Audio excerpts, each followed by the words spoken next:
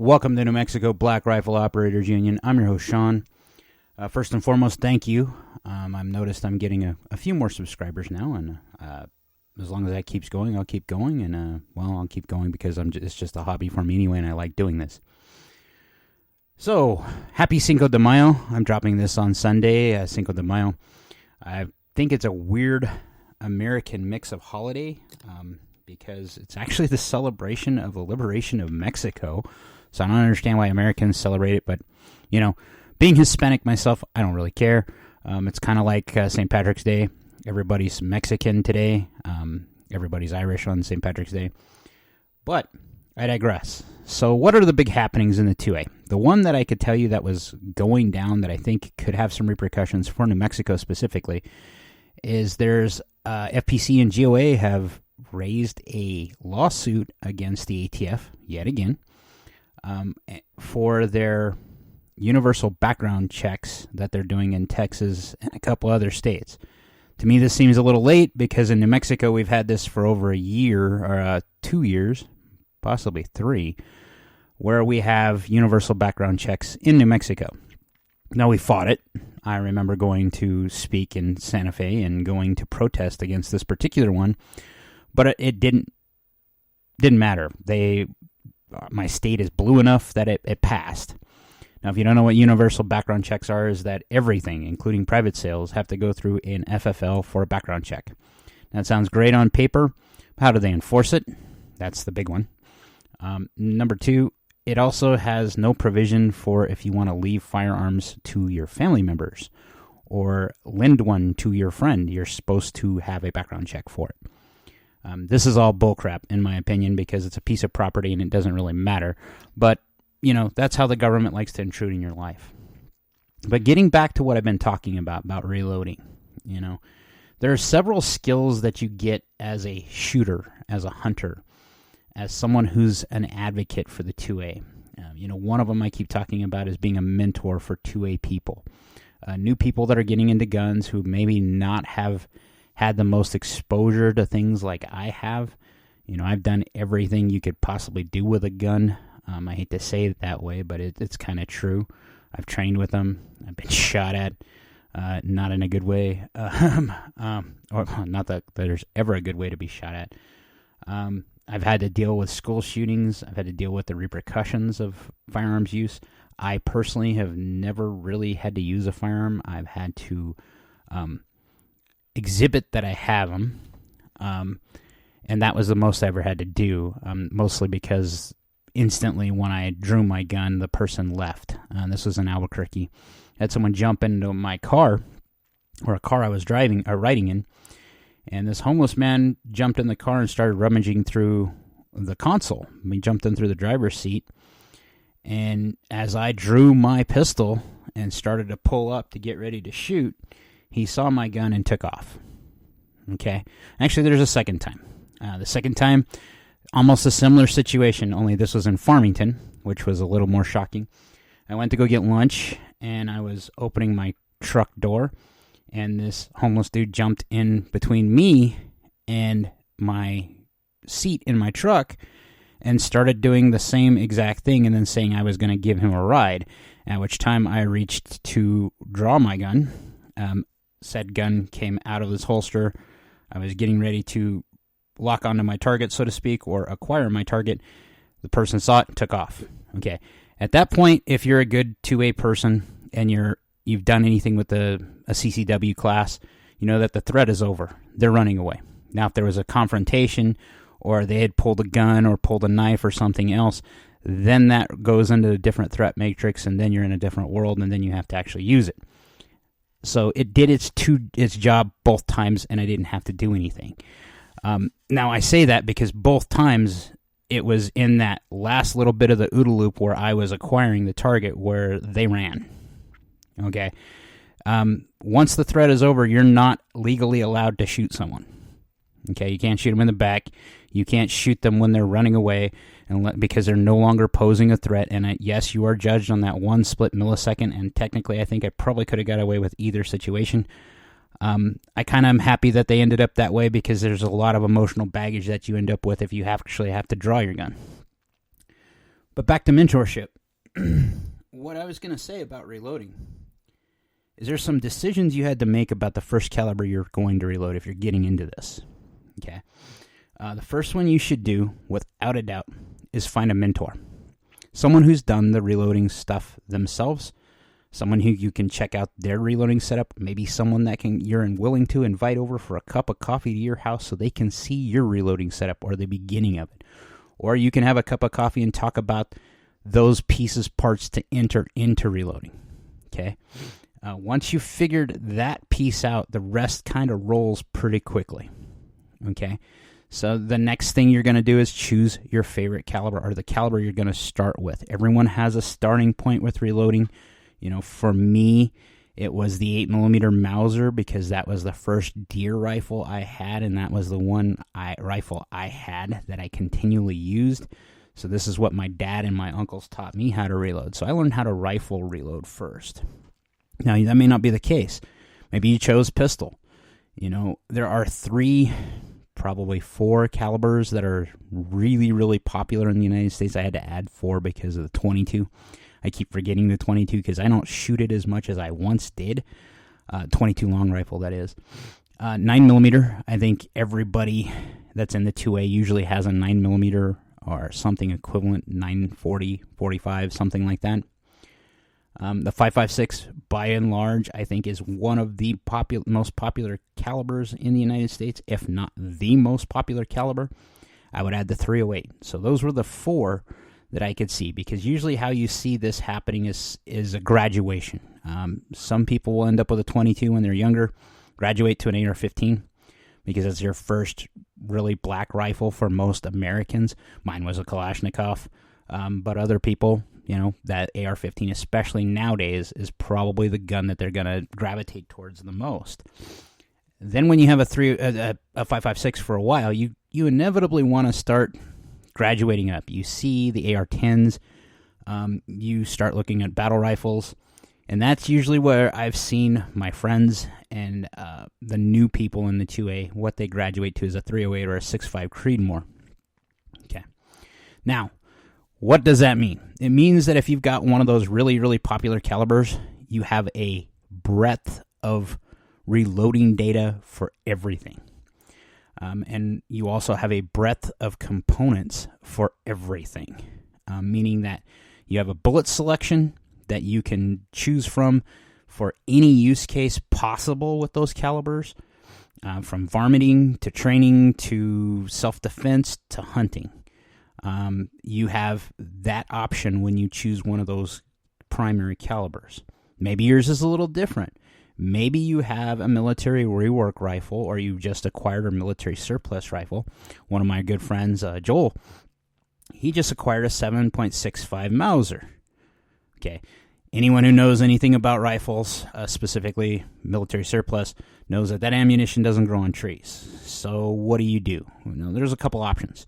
When you find one of those oddball calibers that you just fall in love with, I have a couple oddball calibers. 8mm 6 is number 1 on my list because of my dad.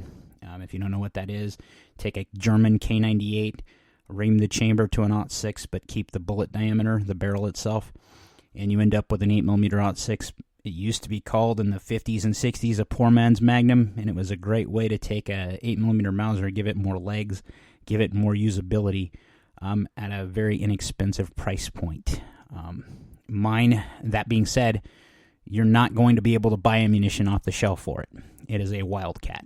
And I've talked about Wildcats before, but I'll go over it again real briefly. A Wildcat is a caliber that is where they combine a bore diameter and a brass of some kind, and it makes it a one-off caliber that is harder to find. Sometimes the 7mm 8 started out as a Wildcat, but it's now mainstream. I believe the 6.5 actually started out as a Wildcat, and so did the 7mm ARC. This is where they take those different bullet diameters, ream the chambers to a certain degree, and end up with a different caliber entirely.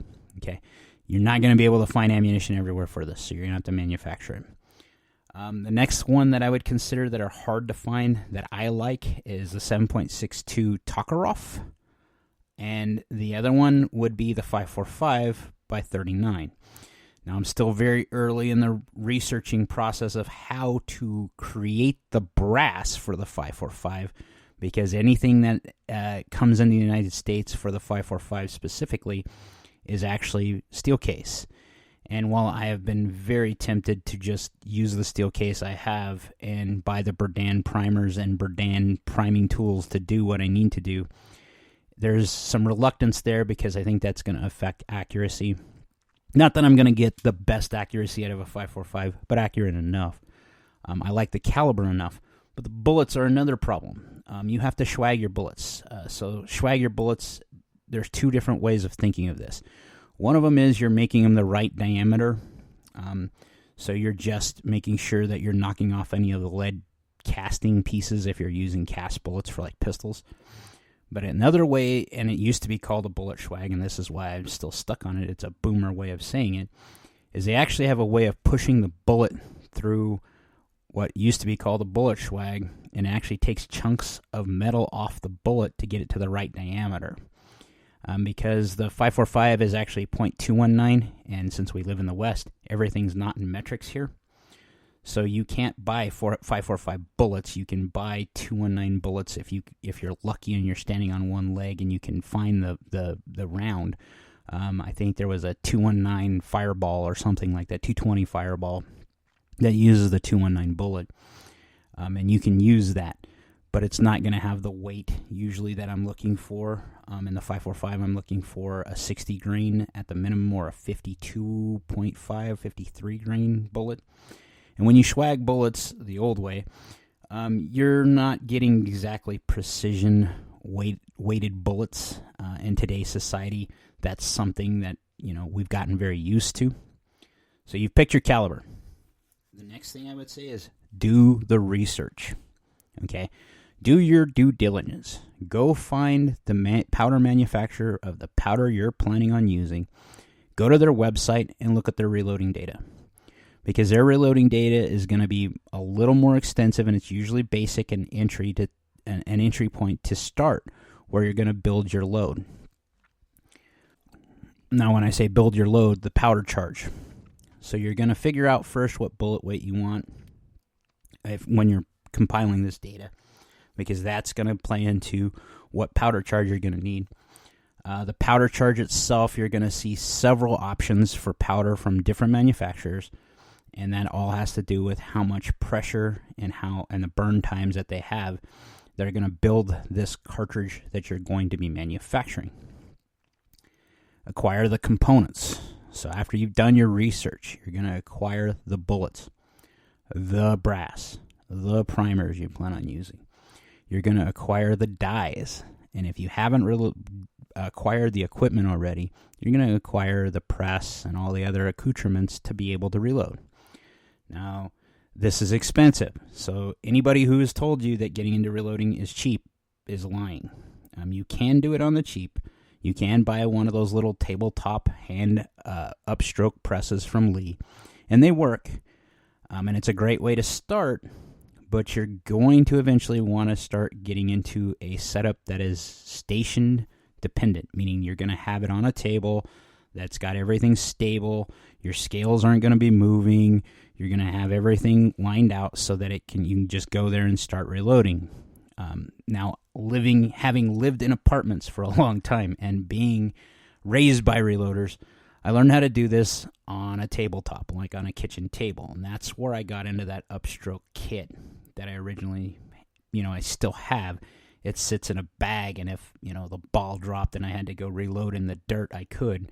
It's not the best option, though. So after you've acquired your stuff, the next thing is to actually do it.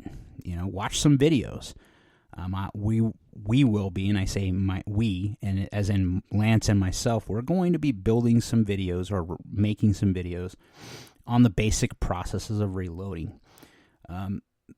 Kind of as marketing for Go Rogue, but also more so just to show you the basic steps, because he does sell projectiles, but he wants you to do it safely. He wants you to shoot and get into the sport and get in the hobby of reloading, but to do it as safely as possible. Okay, so this is where that pistol reloading is kind of a nice idea. Rifle reloading, there is less room for error because you have more of a powder charge that can go kaboom. But that said, either process is doable. You just got to be very attentive to detail. And this is where that mentor comes in. That first time you reload, you should probably be reloading with your mentor. Okay, your mentor is going to make sure that if they're responsible, that is, because I've met some that probably aren't the greatest. And you're going to have to judge that because, that's just how life works.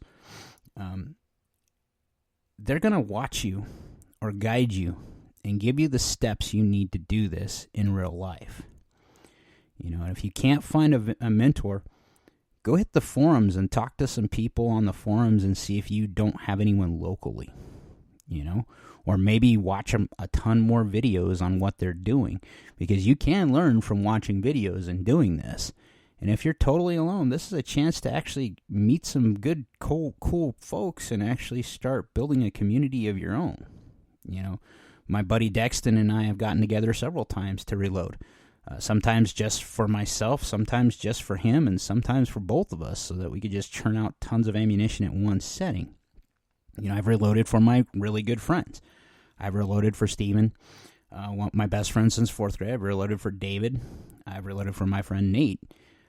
It's because they trust me, they know me, they've used my hand loads, they know what quality I've gotten. My buddy Justin and Mark, they have also, I think I've been with them reloading, or I've seen them, or shot some of their reloads. These are the guys from Colorado Gunfighter. These guys aren't just your normal people behind the gun counter. These guys actually live the pew-pew life and actually do put their money where their mouth is. Just same with Lance. I'm one of those people that kind of dances on the fringes of the pew-pew life. I'm well known in my Northwest New Mexico community for knowing what I know, and then I'm kind of a history book for what guns are and what they can do. But if you follow those steps, you'll end up with a really good product, meaning the round, and you'll end up with something that'll keep you safe, maybe save you a little money, and maybe be setting you up for a skill that you'll use forever. Now, a lot of people with the prepping community have gotten into this because they see this as their way of only sourcing ammunition in the future. Do I see it that way? No. A lot of geopolitics, that's something I got into during the COVID stuff. And what I see is the world's breaking down. And I don't mean our world. I mean the world globally in general. The world order is breaking down. And what does that mean? It means that trade's going to go away for a lot of the world unless they can project power out and secure the trade lanes that they need. China is going to go away. China cannot project power past the first island chain. Despite what everybody tells you, China is not the boogeyman. They're a giant paper tiger. They do have a huge military force because they have a huge population force. But unless they're all going to secretly, materialize themselves to the shore to invade Taiwan, they're not going to get across an ocean moat or an island to the island itself to invade it without the Taiwanese seeing it. And the Taiwanese have had 50 years to prepare for the Chinese doing said thing. China is a nuclear power, though, so that complicates some things. What I see in the future for the United States is a little more scary. As the divisions keep happening in the United States and we see more and more idiots like those people protesting on campuses right now, I see unrest happening here. And in a case of unrest, it actually absolutely is a prepping idea to be able to service your own weapons and to be able to service the ammunition supply you need. Do I think it's going to be long and substantive? Meaning that, is this going to be a continued fight forever, and is it going to cause the downfall of the United States? No. And simply put, there are too many statists in the United States, as much as I hate to admit it. And what that means is that there's too many people that will just suck it up and move on. And whether they're oppressed or not, doesn't matter. They'll suck it up and move on. Case in point, look what happened to COVID. There's a lot of people like myself that woke up and said, no, we're not doing that. I kind of am of the volition that I don't believe in the state anymore in any way, shape, or form, and I don't know that I'm necessarily going to listen to the state in any way, shape, or form anymore. I'm going to conform to my own Christian moral values, do unto others as they would do unto me, not really paying attention to what the law says anymore because the law seems to be arbitrary. That's a sample size of one, that's one person, and I'm not advocating that for you or anybody else. You do what's right for you and your family. So why would you get into reloading? It's a great hobby.